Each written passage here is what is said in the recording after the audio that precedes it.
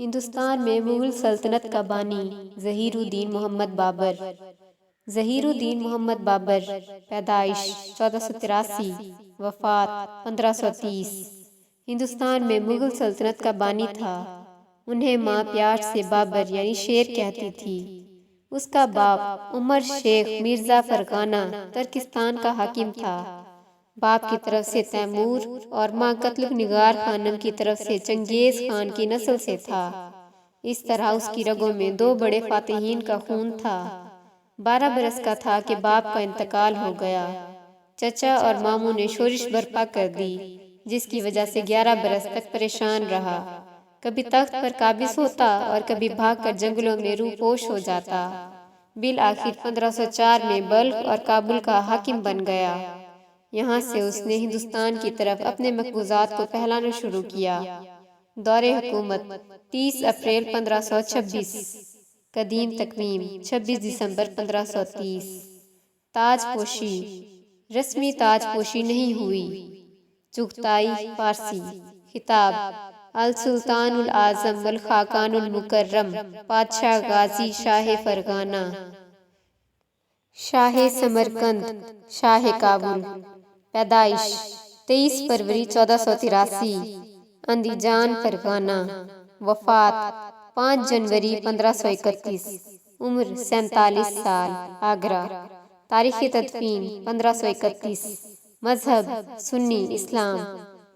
زوجہ عائشہ سلطان بیگم، be be مبارکہ یوسف زئی، دلدار بیگم، گلنار آغاچہ، گل رخ بیگم، ماہم بیگم، آسیہ رضوی، نارگل آغاچہ، سیدہ آفاق۔ اولاد مرزا ہندال، گل بدن بیگم، نصیر الدین محمد ہمایوں، کامران مرزا، عسکری مرزا، فخر النساء، گل چہرہ بیگم، اتون بشیق، معصومہ سلطان بیگم بابر کی بیٹی، گل رخ بیگم۔ والد عمر شیخ مرزا، امیر فرغانہ۔ والدہ قتلغ نگار خانم۔ بہن یا بھائی خانزادہ بیگم۔ ہمایوں، کامران مرزا، عسکری مرزا، ہندال مرزا، گل بدن بیگم، فخر النساء، اتون بشیق۔ خاندان مغل۔ پیشہ شاعر، آپ بیتی نگار، شاہی حکمران، مصنف۔ مادری زبان چغتائی۔ پیشہ ورانہ زبان چغتائی، فارسی، عربی، ازبک زبان۔ کارہائے نمایاں۔ بابر نامہ۔ پہلی جنگ پانی پت 21 اپریل 1526۔ مغل بادشاہ ظہیر الدین بابر اور سلطان ابراہیم لودھی شاہ دہلی کے درمیان میں 1526 میں پانی پت کے میدان میں ہوئی۔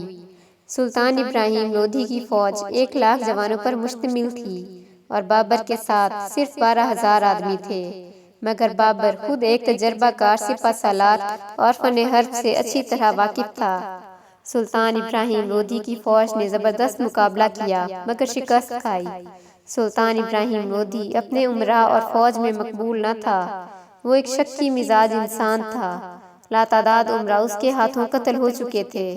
یہی وجہ ہے کہ دولت خان لودھی حاکم پنجاب نے بابر کو ہندوستان پر حملہ کرنے کی دعوت دی اور مالی و فوجی مدد کا یقین دلایا۔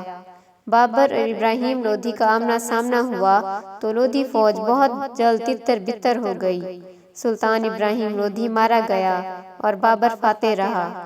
پانی پت کی جنگ میں فتح پانے کے بعد بابر نے ہندوستان میں مغل سلطنت کی بنیاد رکھی۔ بابر فاتحانہ انداز میں دہلی میں داخل ہوا۔ یہاں اس کا استقبال ابراہیم لودھی کی ماں بوا بیگم نے کیا۔ بابر نے نہایت ادب و احترام سے اسے ماں کا درجہ دیا۔